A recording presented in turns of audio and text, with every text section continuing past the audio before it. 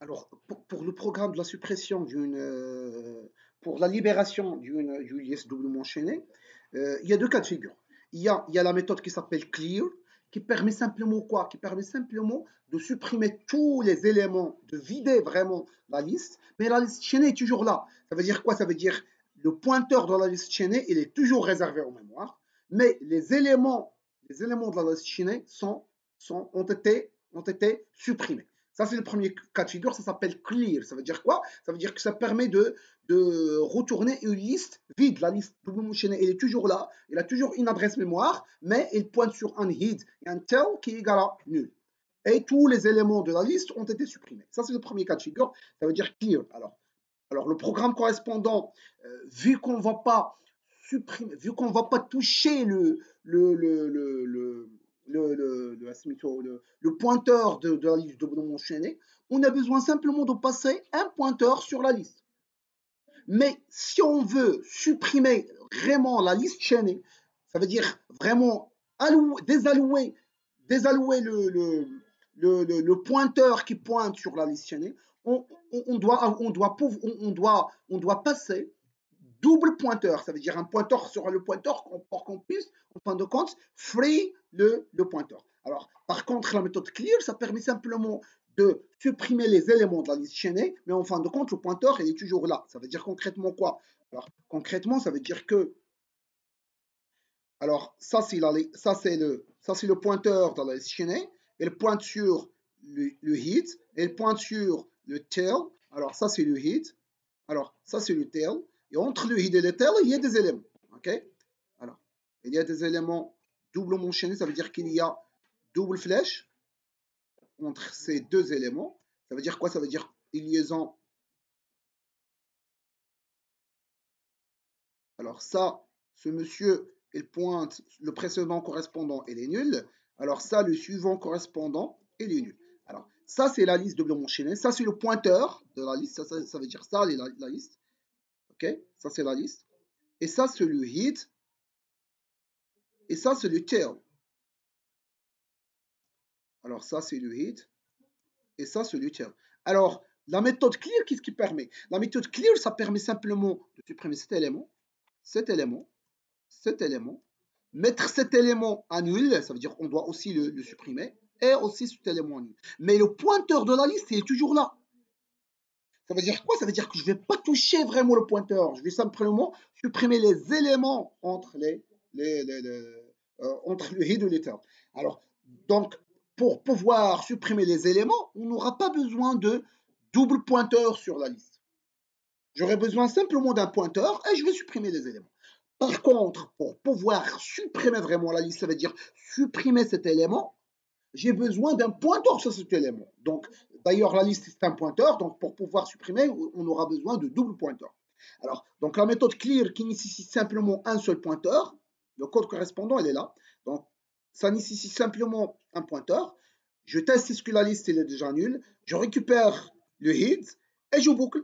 Temporaire S++, le temporaire égale del. Ça veut dire quoi? Ça veut dire à chaque fois pour pouvoir supprimer, je vais créer un temporaire qui pointe sur l'élément actuel. Ça, c'est le temporaire. Le temporaire, ça, c'est le temporaire. Ça, c'est le temporaire. Alors, par la suite, le del, il pointe sur la même chose que le temporaire, ça veut dire elle est là. Mais une fois que je pointe le del, elle est là, je bascule le temp, reçoit automatiquement le temp next. Ça veut dire quoi?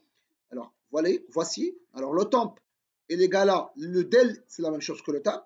Maintenant, le temp se déplace vers le next. Ça veut dire quoi? Ça veut dire, une fois que le del il pointe sur le temp maintenant, il n'est plus dans la case de del, mais plutôt il est dans la case suivante. Et par la suite, je peux supprimer cet élément.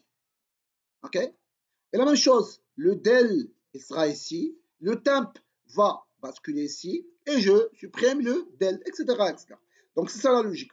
Alors donc, et à chaque fois que je supprime un élément, je vais incrémenter. Donc, et à chaque fois, je vais free le del. Et en fin de compte, une fois que je sors, le hid ou le tel correspondant égale à nul. Et je sors avec le S. Vous pouvez sortir avec le S, ça veut dire le nombre d'éléments qui ont été supprimés. Comme je peux faire un void ici et ne pas faire le S++, je retourne le S, je retourne rien. Okay? Alors maintenant, si je veux tester cette petite méthode, Alors, si je veux tester cette petite méthode, qu'est-ce que je vais faire? Alors, elle est là. Donc, clear. Alors, j'affiche la liste avant le clear et j'affiche le nombre d'éléments qui ont été supprimés via la méthode clear, ça veut dire val3. Et j'affiche la liste pour que je puisse vérifier vraiment que la liste contient effectivement des nuls. Alors, je vais exécuter mon programme. Alors, il y a deux affichages, je vais voir. Alors, il y a print my list. Ah oui, il est en doublon, vous voyez. J'ai affiché 2 fois. Alors, j'affiche la liste. Par la suite, je vais faire un clear. Par la suite, je vais voir combien y a-t-il d'éléments qui ont été supprimés. Et par la suite, j'affiche le my list. Donc, vraiment, il a supprimé 4 éléments parce que la liste contient 4 éléments. Et la liste, elle est nulle. Alors, la liste est nulle. Ça veut dire quoi? Ça veut dire que le pointeur, il est là. Le pointeur, il est différent de nul. Ça veut dire quoi? Ça veut dire que si je fais un petit test, if my list 1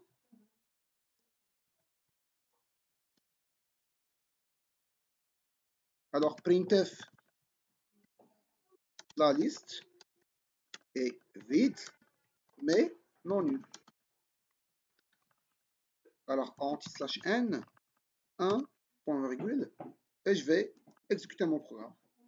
Alors j'ai un petit programme. Alors j'ai une petite erreur. If my list. Alors bon, j'ai un problème avec mon compilateur. Alors mon compilateur en fait ça marche pas. J'ai un petit problème avec mon compilateur. Alors la méthode, ah oui, j'ai inversé printf. Alors printf, c'est pas printf, c'est printf.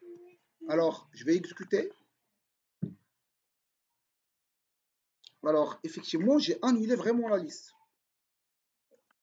La liste n'est pas vraiment vide parce que vraiment my list est égal à nul. Ça veut dire quoi? Ça veut dire que vider, clear, il a fait un comportement. Alors clear, oui clear.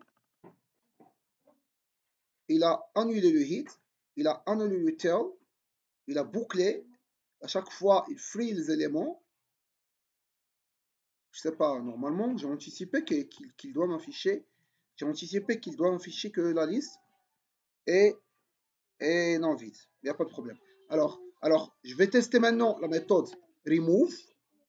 Alors, la méthode remove, alors, je vais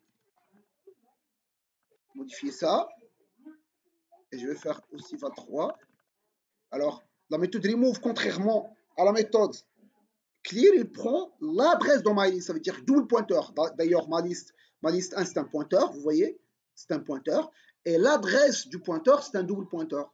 Alors, si je vais voir remove my list, il prend double pointeur. Pour que je puisse accéder au head, c'est étoile entre parenthèses. La même chose ici, étoile entre parenthèses, étoile entre parenthèses. Donc, j'annule le head. J'annule le head. Et en fin de compte, je free. C'est ça vraiment la différence entre les deux méthodes. Ça veut dire que la méthode, ici, il free vraiment le pointeur, le L. Alors, si j'exécute la méthode remove list, vraiment, il a aussi supprimé 4 éléments.